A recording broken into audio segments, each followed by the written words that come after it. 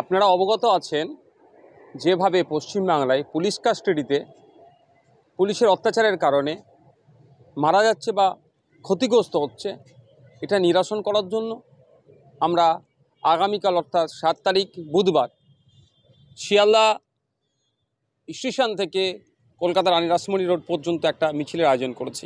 আপনারা জানেন বেশ কয়েকদিন আগেই 21 বছরের তরতাজা যুবক আবু সিদ্দিক হালদার, যার ঢোলা থানার পুলিশ তাকে চুরির অপরাধে তুলে নিয়ে এসে তাকে নির্মম অত্যাচার করে। তার পরিবারের কাছ থেকে টাকা নিয়ে তাকে জামিন করায়, আবার যাতে লঘু ধারায় জামিন হয় তার জন্য টাকাও নেয়, এবং কদিন পরে তার চিকিৎসা করতে গিয়ে কয়েকদিনের মধ্যে তিনি মারা যান। এর প্রতিবাদে শুধু তাই নয়, গত বছরে শিকারি মুড়া নামে এক আদিবাসী সমাজের ছেলেকেও পুলিশ তুলে নিয়ে যায়। তার বাড়ির অভিযোগ ছিল তাকে পিটিয়ে খুন করেছে। আর এই ঘটনাগুলোর প্রতিবাদ জানিয়ে যাতে দোষী পুলিশদের সর্বোচ্চ যাতে শাস্তি পায় তার দাবি। এবং আমাদের ওয়েস্ট বেঙ্গলে যেভাবে উত্তরোত্তর মব লিঞ্চিংয়ের ঘটনা বাড়ছে, গণপিটুনির ঘটনা বাড়ছে, কদিন আগে ইসরাত আলম নামে এক যুবককে চোর সন্দেহে পিটিয়ে হত্যা করা হয়েছে। প্রসেন মণ্ডল নামে এক নিউ টাউনের যুবককেও চুরির অপবাদে তাকে পিটিয়ে মেরেছে।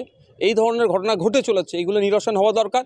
রাজ্য প্রশাসন তথা রাজ্য সরকারকে আরও সক্রিয় হওয়া দরকার, এবং যাদের উপর সাথে অন্যায় হয়েছে তাদের পরিবার যাতে ন্যায় বিচার পায়, ঘটনাক্ষেত্রে উপযুক্ত শাস্তি যাতে পায় যারা এই ঘটনাগুলো ঘটিয়েছে, সে পুলিশের লোক হোক, প্রশাসনের লোক হোক, এবং সাধারণ মানুষ যারা আইন হাতে তুলে নিচ্ছে, সেইটাকে ইনশিওর করার জন্য আগামীকাল বুধবার বেলা 1টা থেকে শিয়ালদা স্টেশন থেকে রানী রাসমণি রোড পর্যন্ত একটা আমাদের মিছিল আছে।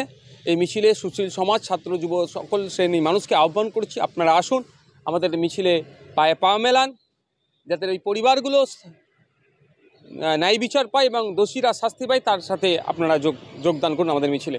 সর্বোপরি একটা কথা বলবো, বৃষ্টি বাদলের সময় যারা আসবেন, অবশ্যই আসছেন যারা আসবেন, ছাতা বা রেনকোটের আমাদের তো পর্যাপ্ত ব্যবস্থা নাই, আপনারা এটাও নিয়ে আসবেন, কারণ আন্দোলন বিপ্লব যাই সংগঠিত করি না কেন তার জন্য উপযুক্ত সেই সময়ের জন্য সেই রসদগুলো থাকা দরকার।